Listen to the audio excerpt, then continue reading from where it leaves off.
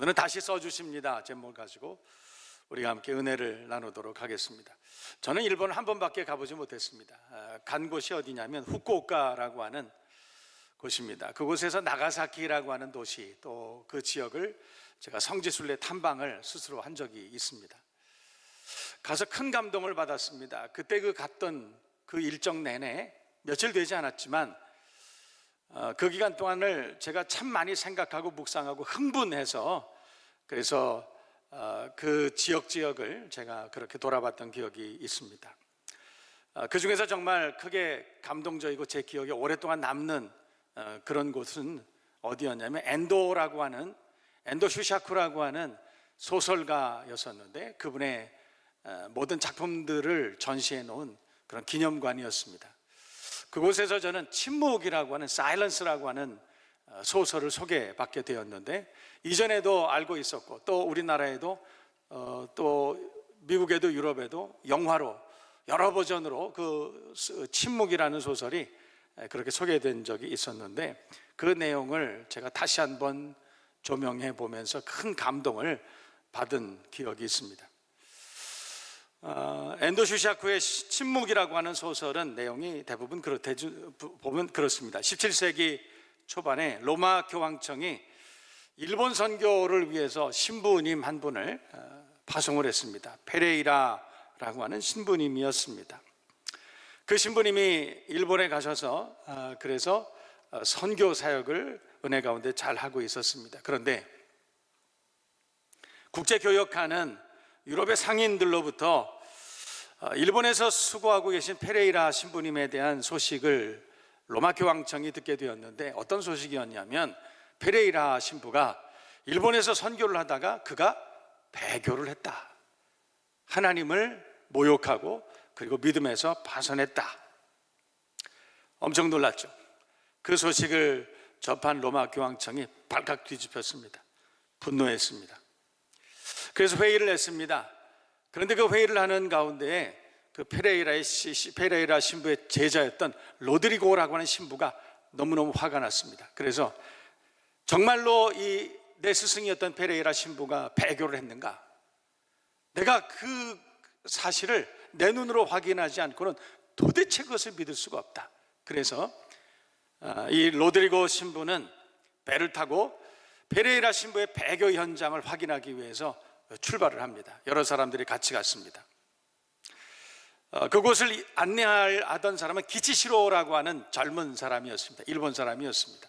그런데 유럽까지 가는 백길은 근 1년 정도가 걸렸습니다. 1년 정도의 긴 시간 동안에 기치시로와 로드리고는 페레이라 신부의 배교를 확인하기 위해서 후쿠오카로, 나가사키로 그렇게 출발을 했습니다. 그런데 그 배를 타고 가는 1년 내내 로드리고 신부는 이 기치시로라고 하는 사람을 의심하게 됩니다. 그 사람이 믿음에 대해서 분명치를 않은 거예요. 항상 석연치 않은 표정, 의심이 있는 그런 표정으로 그렇게 1년 동안을 지내는 것을 봤습니다. 마음이 편치는 않았습니다.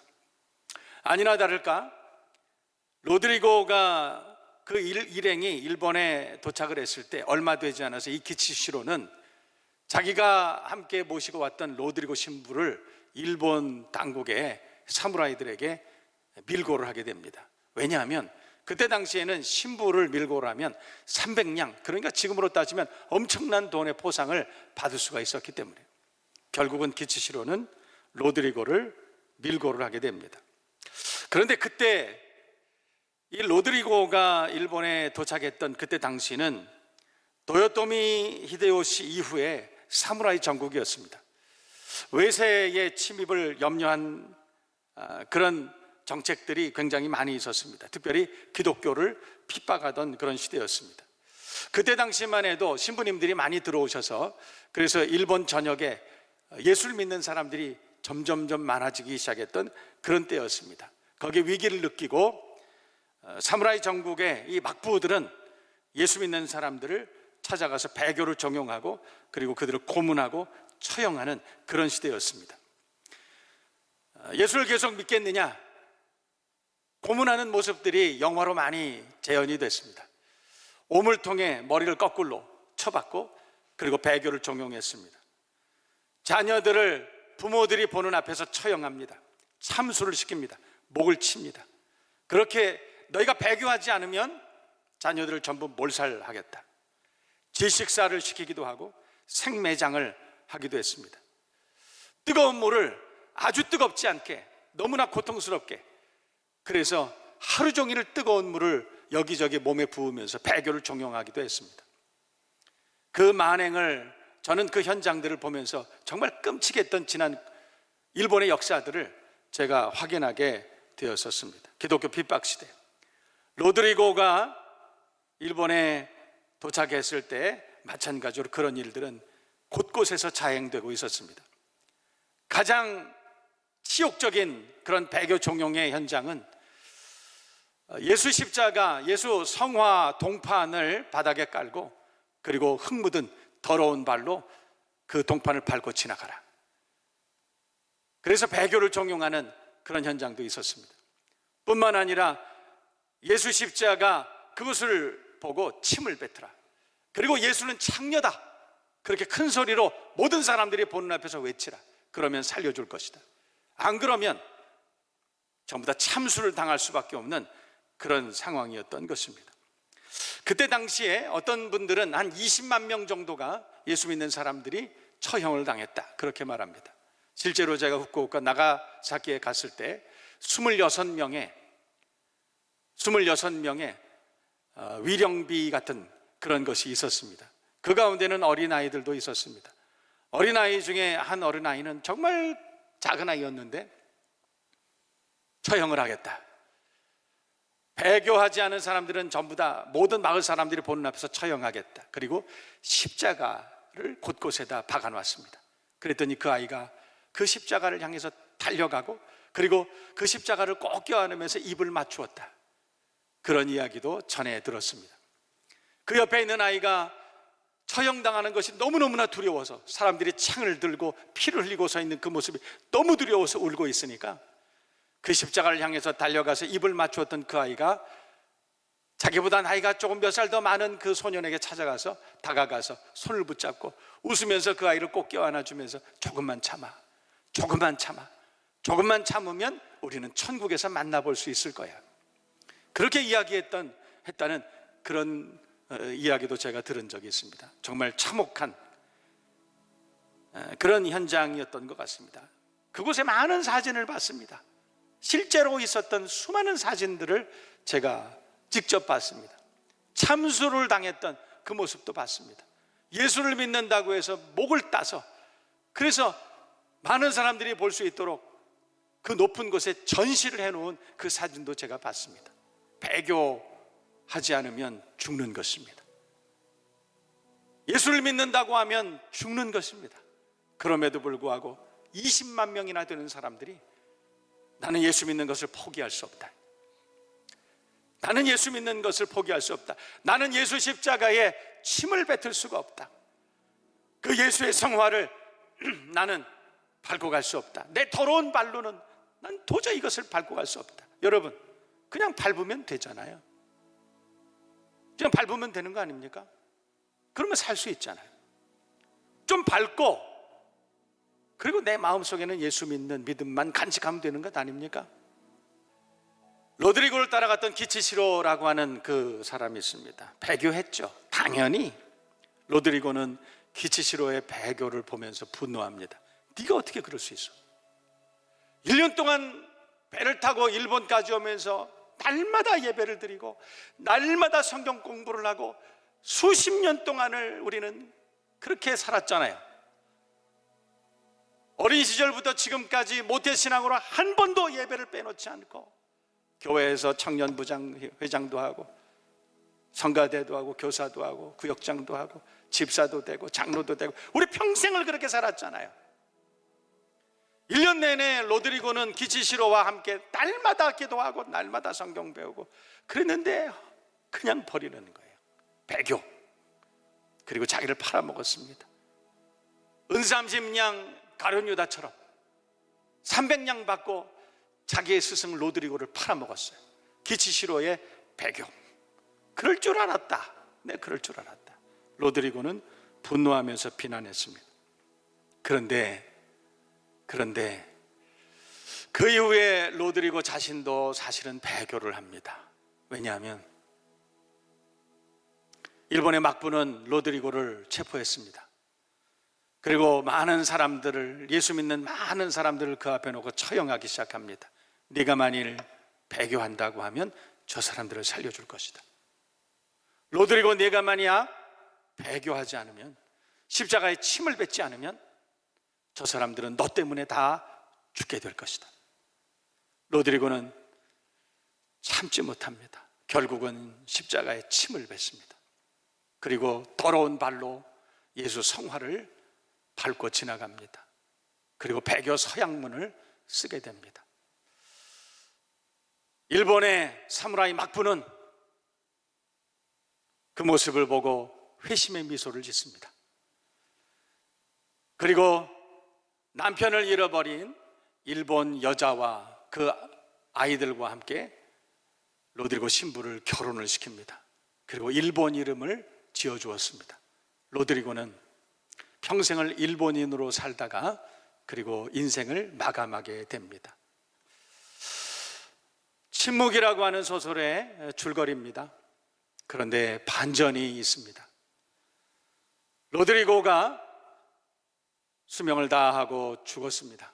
그런데 영화를 보면 로드리고가 수명을 다하고 마지막 불교식으로 화장 장례를 마치게 되는데, 그 로드리고가 끝까지 놓지 않았던, 아무에게도 보여주지 않고 끝까지 놓치지 않았던 손 안에 십자가가 있었다는 것입니다.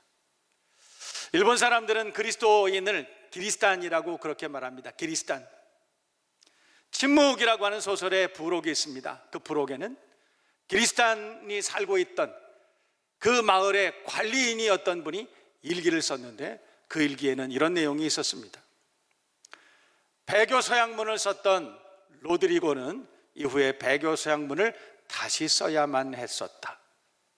또 배교했던 기치시로는 그 이후에 다시 한번 구속되고 감옥에 가게 되었다. 여러분, 그 말이 무슨 내용을 의미하는 것일까요? 로드리고는 배교 서양문을 썼지만 그러나 사람들은 그의 배교를 의심했습니다. 그래서 다시 배교 서양문을 쓰게 되었다는 것입니다. 기치시로도 마찬가지입니다.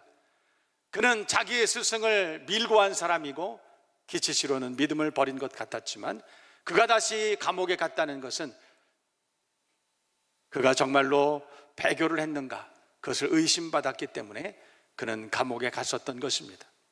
어찌 보면 로드리고는, 기치시로는, 아니 먼저 일본에 와서 배교했던 페레이라는 믿음을 가지고 있었지만, 그러나 자신만의 연유로 배교를 한 모습처럼 그렇게 평생을 살고 있었을지도 모르겠습니다.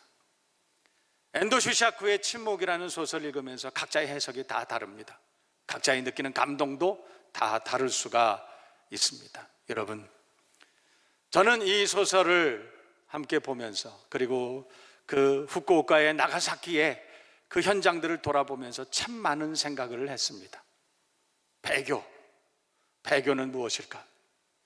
우리가 정말 소설 속에 있는 기치시로와 페레이라와 로드리고를 비난할 만한 그런 사람들일까? 그분들은 정말 배교했을까? 그분들의 배교는 정당한 것이었을까? 많은 생각을 하는 그런 시간들이었습니다. 그런데 참 그곳에 있는 그 소설에 나오는 배교했던 많은 사람들의 자기 나름대로의 변증이 있습니다. 여러분 들어보실래요? 그분들은 이렇게 얘기했습니다. 우리가 즐거워하면서 성화를 밟았다고요? 우리가 그 성화를 밟았을 때 밟는 발은 더 아팠었습니다. 나를 약한 자로 태어나게 하시고 강한 자가 되라고 하신 것, 그거 억지 아닙니까? 나를 약한 자로 태어나게 하시고 세상을 감당할 수 없도록 그렇게 만들어 놓고 세상을 감당하라고 하시는 거, 그거 억지 아닙니까? 우리는 그렇게 항변할 수 있습니다. 주님 어쩔 수 없었습니다. 배교하는 것 주님도 이해해 주실 수 있잖아요. 그래서 십자가에서 우리 죄를 위해서 그렇게 죽으셨잖아요. 주님, 제가 좋아서 술집 하는 줄 아세요? 나도 힘듭니다.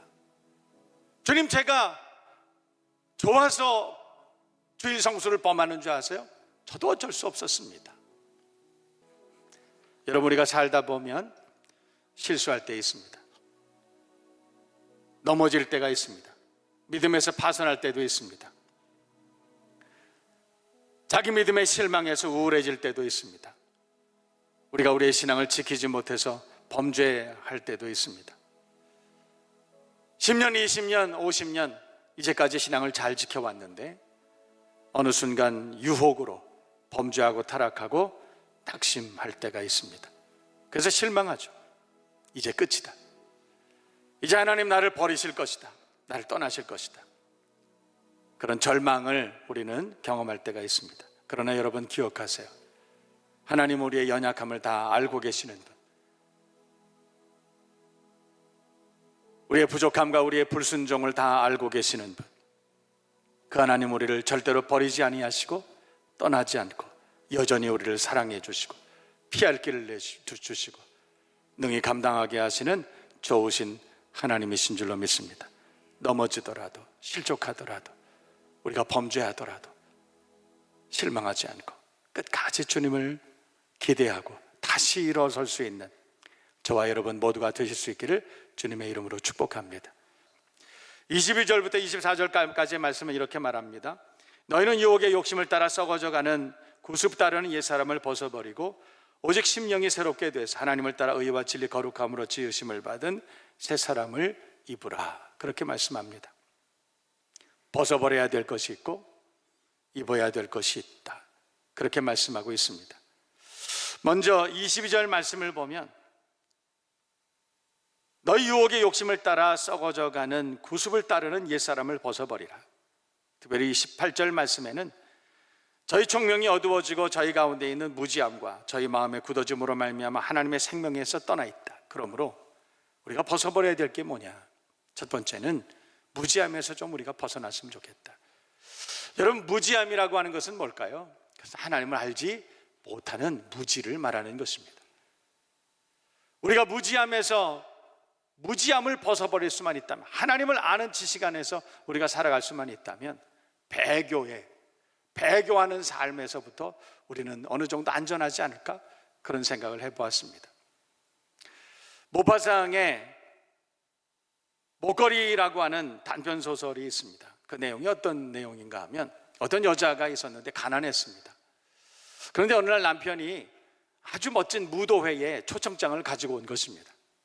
그런데 이 초청장을 가지고 왔는데 걱정이 생겼습니다. 왜냐하면 이 멋진 무도회에는 거기에 맞는 의상을 입고 가야 되고 또 거기에 맞는 좋은 장식을 하고 가야 되기 때문에 그렇습니다.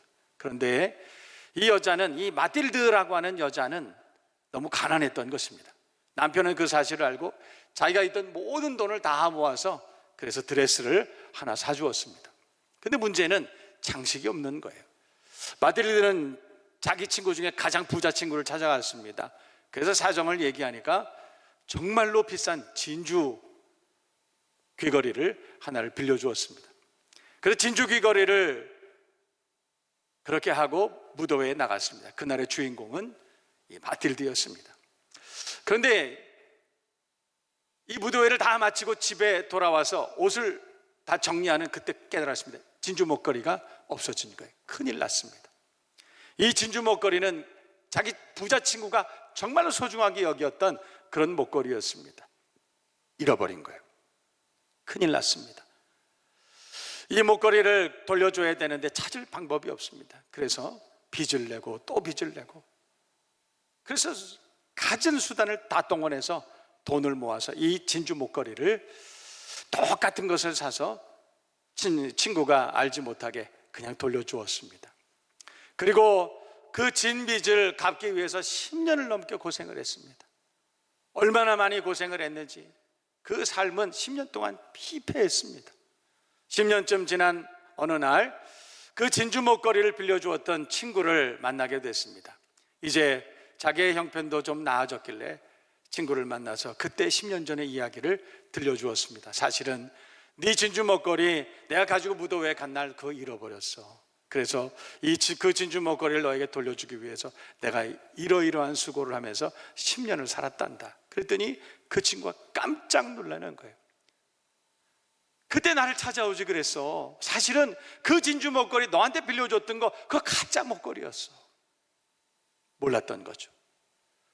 그것이 가짜 목걸이였다는 것을 사실을 모르고 이 맏딜들은 10년 동안을 그 진주 목걸이를 그 진주 목걸이를 사기 위해서 그 엄청난 돈을 빌려다가 쓴 그 돈들 갚기 위해서 10년을 고생했었다는 거예요. 여러분, 무지라고 하는 것은 그런 것입니다. 알지 못하면 그 무지함은 우리를 얼마나 불행하게 만드는지 모릅니다. 하나님을 알지 못하는 무지라고 하는 것은 우리를 얼마나 불행하게 만드는지 모릅니다. 성경은 무지함을 벗어버리라. 하나님이 어떤 분이신지 알고 있는데 1년 동안 수년 동안 받았던 그 직분을 팽개쳐버리고, 하나님이 어떤 분이신지 알고 있다면 우리에게 맡겨주신 그 존귀한 사명 그렇게 팽개칠 수는 없지 않습니까? 하나님이 어떤 분이신지 알지 못하기 때문에, 무지하기 때문에 우리는 배교의 흉악한 범죄를 날마다 저지르고 있다는 것이에요. 그리스도의 십자가를 현저히 욕보이고 우리는 날마다 우리는 범죄하면서 그렇게 살아갑니다. 오늘 성경은 그것을 벗어버리라. 뿐만 아니라 저희 마음의 굳어짐으로 말미암아 하나님의 생명에서 떠나 있다. 마음의 굳어짐을 벗어버리라고 그렇게 말씀하고 있습니다. 여러분, 마음의 굳어짐이라고 하는 것이 뭘까요? 감각이 없어지는 것입니다. 오랫동안 신앙생활을 하다 보니까 죄의식이 없어지는 것입니다. 마음이 굳어진 것이죠. 양심에 화인을 맞은 것입니다. 그래서 굳은 살이 배겼습니다. 이제는 감각이 없습니다. 죄를 범해도 이제는 감각이 없어지는 거예요. 오늘 성경은 그것을 벗어버리지 않으면 배교의 위협 속에서 우리는 결코 안전할 수 없다, 그렇게 말씀하고 있습니다. 뿐만 아니라 오늘 성경 본문 말씀은 벗어버리는 것뿐만 아니라 새 사람을 입으라고 그렇게 말씀합니다. 여러분, 벗어버리는 것도 중요하지만 그러나 우리가 적극적으로 새 사람을 입어야 되지 않겠습니까? 마음이 새로워지기를 바랍니다. 믿음이 새로워지기를 바랍니다. 헌신이 새로워지기를 바랍니다.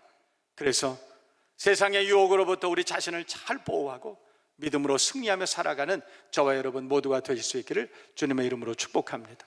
어떤 안수 집사님의 이야기를 마지막으로 들려드리고 오늘 저는 말씀을 마치려고 합니다. 실제로 있었던 이야기, 저는 그 간증을 들었습니다.